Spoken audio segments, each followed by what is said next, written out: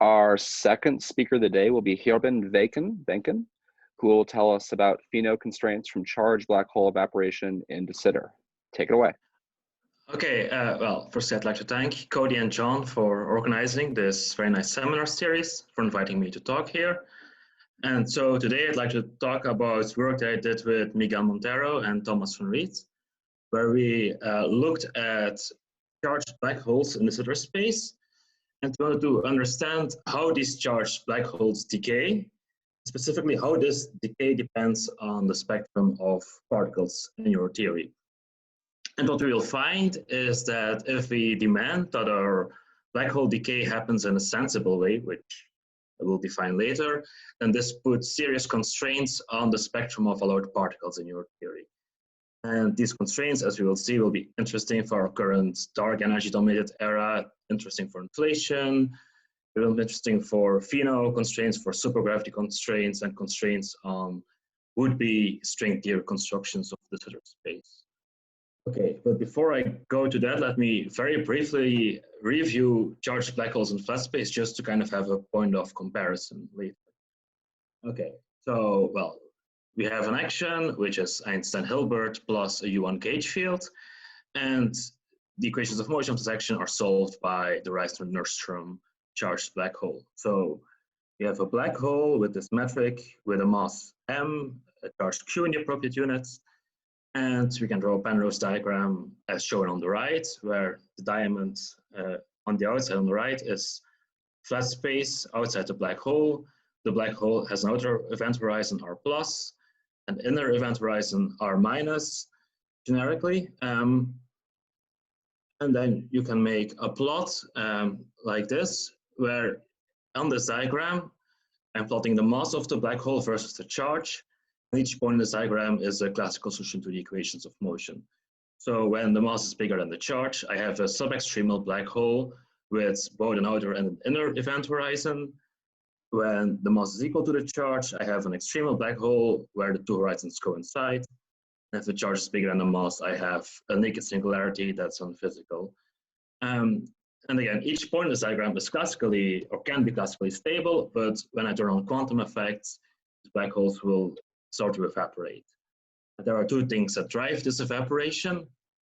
On the one hand, there's Hawking radiation. On the other hand, there's the Schwinger effect.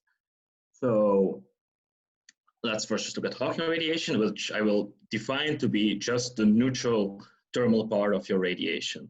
So there's some temperature associated to your black hole, and your black hole emits radiation with a thermal spectrum with that temperature.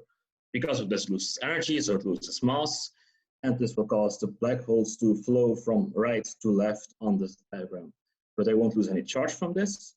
Do this until they end up on the extremal line. The extremal black holes have zero temperature, so once they get there, Hawking radiation stops, and the black holes just sit there. That's just with Hawking radiation, but then there's also the Schwinger effect. So, well, the Schwinger effect, if, for example, you just have a constant electric field, then this constant electric field will spontaneously screen itself by producing charged particle-antiparticle pairs, if such particles exist in your theory. And through this, your electric field will always eventually decay over time. A nice way to understand the Schwinger effect is, well, you can think about possible states of your particle. Say you have a particle with mass m, charge q, then you have all these real possible states for your particle starting at a potential energy m and going all the way up here, and starting at a negative energy minus m and going all the way down. You can, think of this in terms of having a Dirac in your vacuum that's filled with virtual particles, so to say. And then paracheation consists of pumping up one of these particles to become a real particle, and the hole in the Dirac will be the antiparticle with negative charge. Now, I can understand the Schwinger effect in terms of this picture, because when I turn on a constant electric field, this shifts the potential energy of my states in a way that's linear in the electric field and linear in the distance. So if I go over long enough distance scales x, then my potential energy will drop down long enough that these virtual negative energy states can tunnel out to produce particle-antiparticle pairs. And since this is a tunneling process, when I compute my spare production rate per unit volume per unit time gamma, the spare production rate will be exponentially damped by the size of my barrier. So in this case, it will be exponentially damped by the mass squared of my charged particle divided by its charge times the size of the electric field. And this damping will be important later. So that's just for a constant electric field. But now if I have a black hole, of course, my electric field isn't constant. And in addition, there is also a gravitational potential that's pulling my particles into the black hole.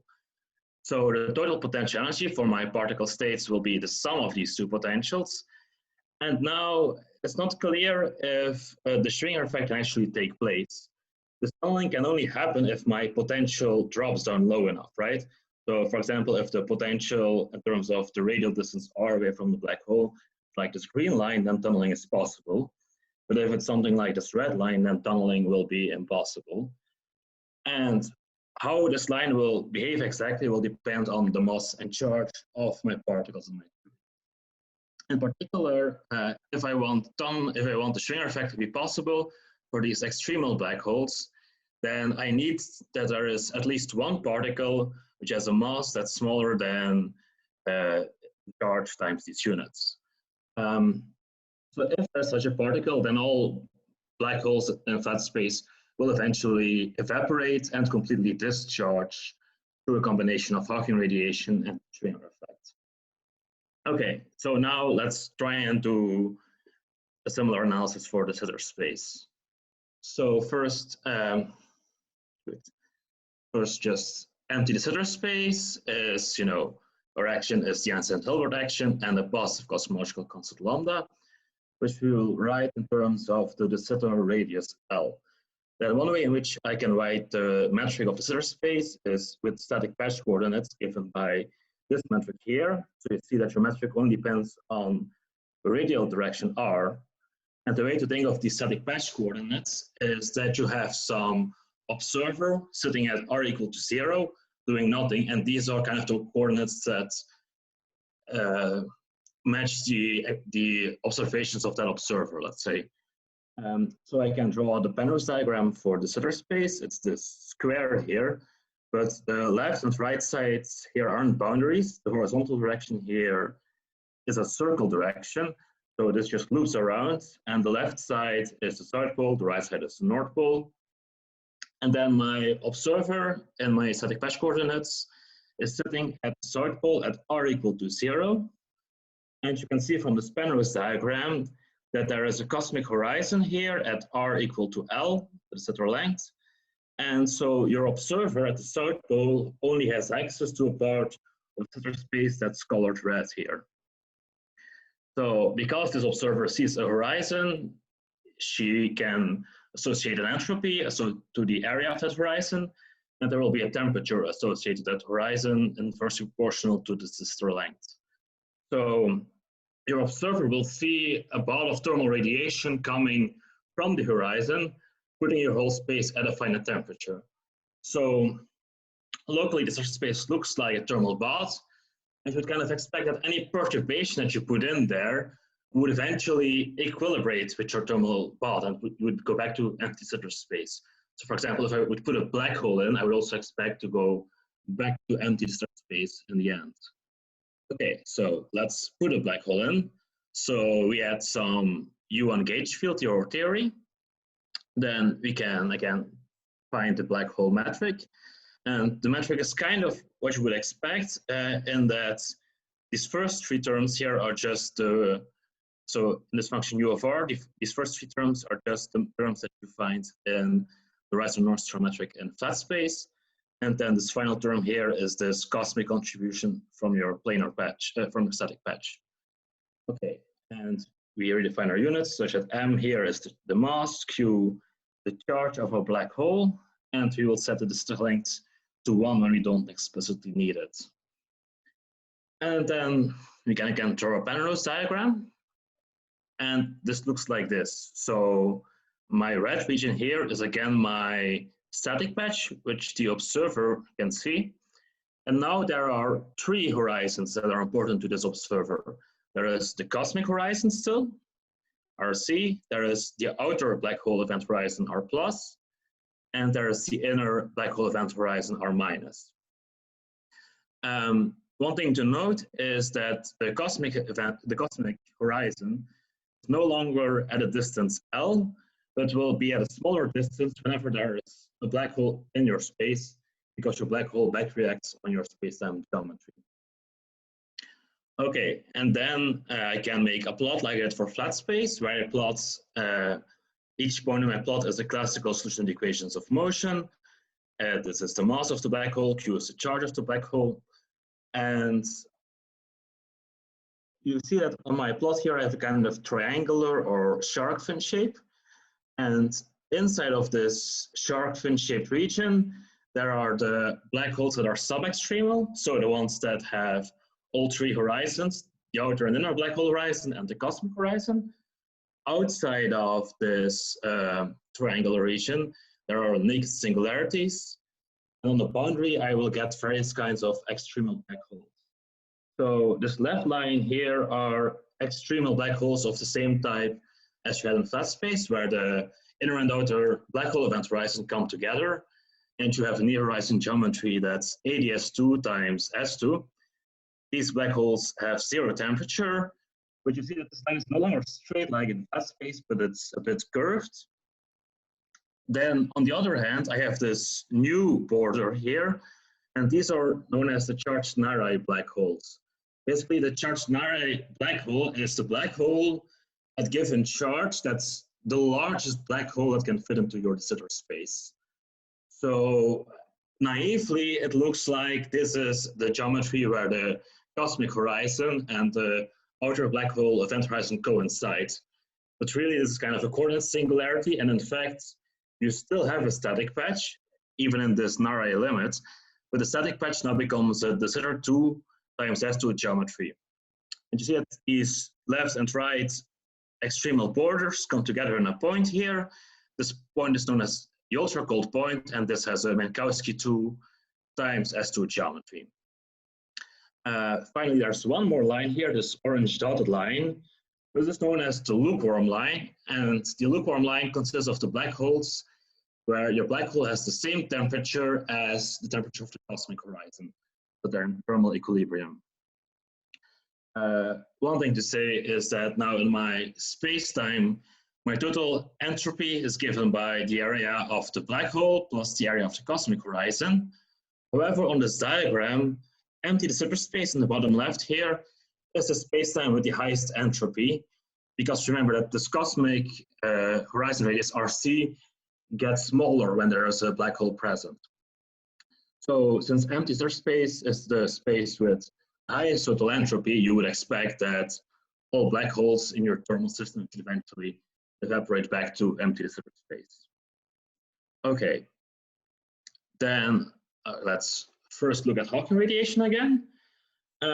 Here there's already a big difference with flat space in that your black hole is still emitting Hawking radiation, but at the same time the cosmic horizon is sending in Hawking radiation, which your black hole can eat up.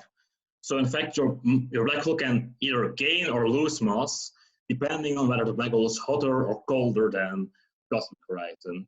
And I've redrawn a diagram a bit more extreme here for the purpose of making things visually clear. So the orange dotted line is the lukewarm line of black holes. All black holes to the left of this lukewarm line are colder than the cosmic horizon. So these will all gain mass with the Hawking radiation and start flowing from left to right. Meanwhile, all black holes to the right of the lukewarm line are hotter than the cosmic horizon, so they will lose mass from Hawking radiation and start flowing from right to left. So if hypothetically you just had neutral Hawking radiation, then eventually all black holes would end up at some point on the lukewarm line and would stop evolving from there. Okay, so that's that. And then we again need to also look at the Schwinger effect. And here too, the situation is very different from a flat space black hole, because remember, in flat space, it could happen that my black hole was unable to Schwinger pair produce particles due to a gravitational potential pulling the particles in. But now in de Sitter space, my black hole has this gravitational potential U of R, And you see that there is extra cosmic term added, minus r squared divided by L squared. And you see that at large radii r, this final term will always dominate, and it's always negative, so it will always lower your potential energy. So no matter what, so long as I go to large enough radii, my tunneling process will always be possible, just as long as there's some charged object in my theory. Okay, but so we know that there's a Schwinger effect. We want to calculate how exactly my geometry will evolve under my Schwinger effect. And to do this analysis in general is difficult, but there are two regimes where we can make simplifications. And remember, so I've put here again the Schwinger effect for a constant electric field in flat space for simplicity. But the important part is that there's always this exponential damping of your Schwinger pair production by the mass square of your particle divided by its charge times the electric field. So this means that if my particles in my theory are very heavy compared to their charge times the electric field, then the Schwinger pair production process will happen very slowly. If, on the other hand, particles are very light compared to charge times electric fields, the process will happen very quickly. So first, if I assume the particles are very heavy, then I can assume that the Schwinger pair production process is happening quasi-statically, meaning I can pretend that I am very slowly evolving from one classical solution of the equations of motion to another classical solution. And then I can really think of my black hole evaporation as a kind of flow from one classical solution to another in this diagram. And okay, in this case, we worked out how your mass versus charge changes as you flow through this diagram. You obtain an expression like this that depends on the squarely T is kind of your thermal radiation, your squarely J is sort of your charge current, and you can make a nice plot of this. And you see that in this quasi-static regime, so if all particles are heavy compared to charge times electric fields, that all black holes eventually evaporate back to empty zero space. So that's nice. But now what about the opposite regime? What if things are very light, and so you would expect that your black hole discharges very rapidly. This case is more difficult to analyze in general, but you can kind of see that there's a region where you might be worried, and that if you look at the upper right corner, I cannot really think now of my evaporation as a flow in this diagram, but still you might imagine that kind of, if I discharge very quickly, I kind of move out of this triangular region and move into the regime where my solutions become singular, and so I get something that's physical and not within the approximations of my effective field theory. My EFT breaks down. But it's difficult to do in general, this analysis of this rapid regime. But in fact, when I go to this top right corner and I stick to the upper part of this charged Nari branch, then I can actually do this analysis. Because on the Nari branch itself, we in fact have an exact expression for the Schwinger current that's known. And you can show that the discharge basically happens instantaneously compared to cosmic timescales if your charged particles are all very light. So there's no suppression of the Schwinger process, and the particle production is in fact even boosted by this background. So if your charged particles are very light, the discharge happens basically instantaneously. And how you can then treat the evolution of your discharging black hole is, well, your initial black hole solution on the Nari branch is that you have a constant electric field on the Sitter 2 times S2 geometry, as we saw earlier. The size of this electric field in the top right corner here is given by the Planck mass times your gauge coupling times the Hubble scale. So you know how strong this electric field is in the top right corner. Since the discharge happens instantaneously, you can basically say, well, my electric field instantly turns into a cloud of neutral radiation, and because it's instantly, energy should be approximately conserved. So the energy density of my radiation should be about the same as the energy density of my original electric field. So you can then take a spatial slice on which you put a cloud of neutral radiation, evolve this forwards in time, and you will see that this will evolve into a future singularity. And in fact, even if you assume that radiation is a bit inhomogeneous and so on, you can prove from singularity theorems that you will always evolve into a future singularity. So the actual calculation, in fact, agrees with this kind of naive expectation that you flow out of the diagram and into a singular regime. So, okay, if this rapid regime happens, then you don't evaporate back to empty state space, and in fact, you go into some unphysical regime where BFT doesn't make sense. So by demanding that our black hole evaporates sensibly, it then means that we should demand that we avoid that we are in this rapid regime. Okay, so if you want to demand this, this means that we demand that for all particles, the mass squared is bigger than Q times E, where I've now filled in the expression we had for the electric fields. So this is now a bound for not just for one particle, but for all charged particles in your theory. And well, okay, you can then, if you have this bound, firstly, you can plug in real world numbers. If I plug in real world numbers for right now, I find that this bound gives me a mass of about 10 to the minus 3 electron volts for electromagnetism. And well, the lightest particle under electromagnetism is the electron. Has a mass of half a mega electron volts. So the electron satisfies our bound. So, you know, our bound is in contact with the real world. So that's good news. Another interesting thing about this bound is that, well, when we try to take the decoupling limit of gravity, so we send m Planck to infinity, we see that this bound basically becomes impossible to satisfy then. And this is very remarkable, right? So you cannot really, in a smooth way, go from sensible quantum gravity in the Slyter space to quantum field theory on a fixed de Sitter background. There is this kind of discrete jump that has to happen, which is remarkable if this bound is correct. Okay. So with our bound, we don't exactly predict the value of the electron mass, but our bound kind of, you know, eases the hierarchy problem, let's say, in that naively we wonder, you know, if I have charged particles, they will either be Planck scale or massless or Hubble scale. Why is the electric scale anything else? And well, our bound tells you that your charged particles under electromagnetism have to be heavier than this bound. But this here is a logarithmic plot of different scales, with on the left the Hubble scale, on the right the Planck scale. So you see that this bound cuts out a significant regime of parameter space that's forbidden.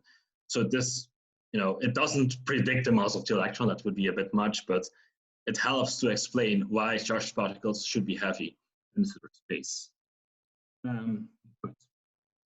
One thing you might be concerned about is inflation, in that before electric symmetry breaking, so when the Hubble scale was much larger during inflation, all charged particles on electromagnetism would actually be massless. So this seems to run into issues with the bound that we predicted during the inflationary era. And you can argue around this issue in different ways. One thing you could say is that if the era of inflation lasts longer than the time scale in which the black hole can decay, then our analysis doesn't really make sense. So if we make this demand, then this produces some bound that involves the number of e-followings of inflation. There are also other ways to get around this issue. Another thing that's interesting is to combine our bound with the regravity conjecture. In particular, the magnetic regravity conjecture gives you a UV cutoff scale for your effective field theory, telling you that the cutoff scale lambda has to be smaller than your gauge coupling strength times the Planck mass. And well, there's also been some corrected version for this bound that's been argued in a later paper here, which has some minor corrections coming from the Hubble scale. But we can then combine the magnetic gravity conjecture with our bound. So here is the bound from our results rewritten in terms of the gauge coupling. And you can then plug in the gauge coupling in the magnetic gravity conjecture. And from this, get a bound on our EFT cutoff scale that depends on the mass and charge of our lightest charge carriers. So that's quite nice.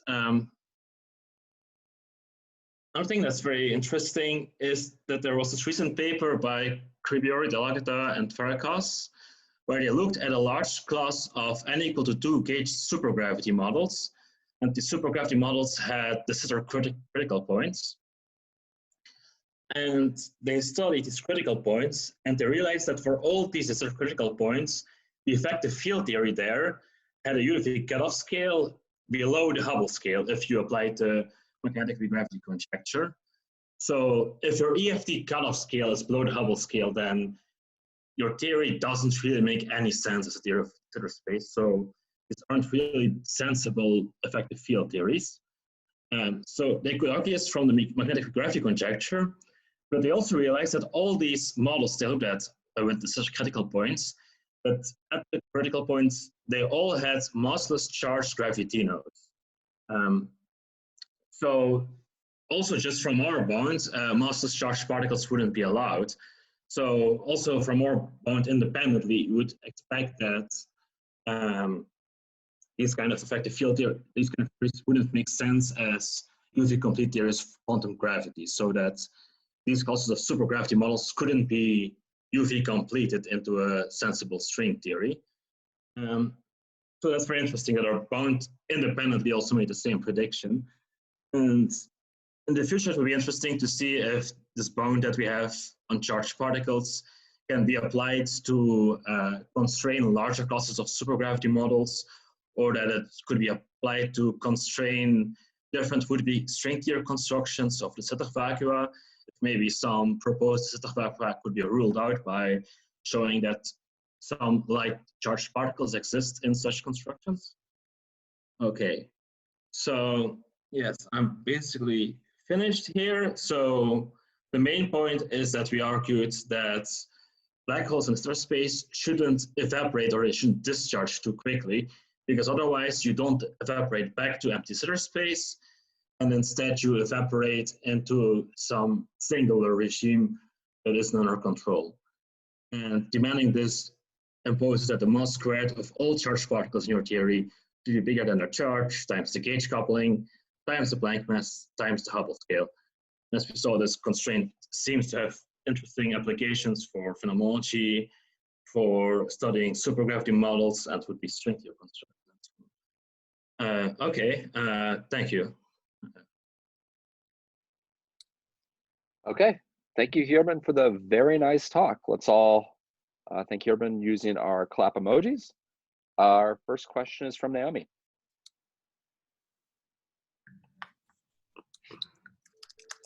Hi, thanks for the really cool talk. I just had one question about the slide where you were talking about combining your bound with the weak gravity bound. I was just wondering why you should be able to do that, because you had a slide where you showed that in de Sitter space, the black holes that were close to sort of the left extremal line where the two horizons of the black hole coincide, that those actually, because of the thermal radiation from de Sitter, flow to the right. So why should that be combined with a weak gravity bound that says you shouldn't be able to go to the left of that line? Right. So, I mean, okay, so the flat space magnetic gravity, I mean, there's no immediate reason why this should apply in de Sitter space, indeed. But so there is this paper, this later paper by Hong, Li, and Song that made a derivation in de Sitter space of something very comparable to the magnetic gravity conjecture bound. So by looking at magnetic instantons in static measure of de Sitter space and looking at making sure these weren't too large and so on, I don't recall exactly, but the point is they are in de Sitter space for a bound like the one here in the middle. It is basically the same as the flat space one, right? So it says lambda should be smaller than g times Planck. And then, well, there's this one, and then there's here the small extra correction coming from, well, so capital L here is your, this is a radius, so there's the small extra correction in the de Sitter space. So are you saying that that bound doesn't come from the requirement that extremal black holes, like the left extremal black holes, should be able to decay? So no, I don't think that this bound comes from that. This comes from arguing something about magnetic instantons in the static measure of sitter space, where I think they want to argue that your instanton, well, your instant at the same time, it cannot be larger than your Hubble size, and it also shouldn't be black. It should be singular. I don't remember exactly the argument I gave, but it comes from an independent argument, I would say. Okay, thank you. Okay, our next question is from Cameron. Thank you. Very nice talk. Seems like very interesting, powerful results. So you have a bound on the electron mass upper and lower. Weak gravity gives you upper, and then you have a lower bound. So this is good as a concrete prediction of string theory with a big error bar, but still it's a prediction. One question I have is along the lines of trying to put bounds on the models that you can get from string theory. So if you consider, I assume that your arguments will apply even if you don't have exact de Sitter but quasi de Sitter. So let me assume that's the case. Because in string theory, we will know that de Sitter is one way or the other will go away. So let's assume that's the case. Then in some sense, you're predicting that if somebody gives you a chiral model with matter, which is chiral in some gauge group, that cannot quite work unless there's a Higgs mechanism. So in other words, you're predicting in our universe, there should have been a Higgs mechanism if you have positive energy. So in other words, electron could not have been left massless, for example.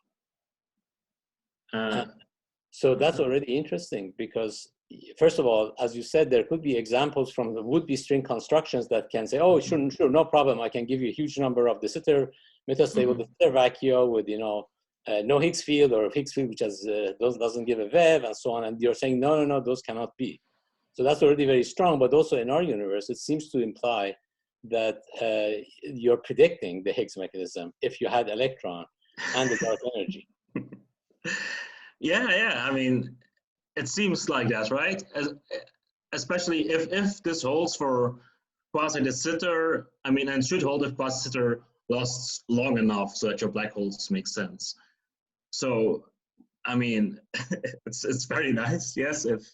So the Higgs mechanism, so I'm trying to emphasize the Higgs mechanism is directly related to the dark energy from the perspective you're raising.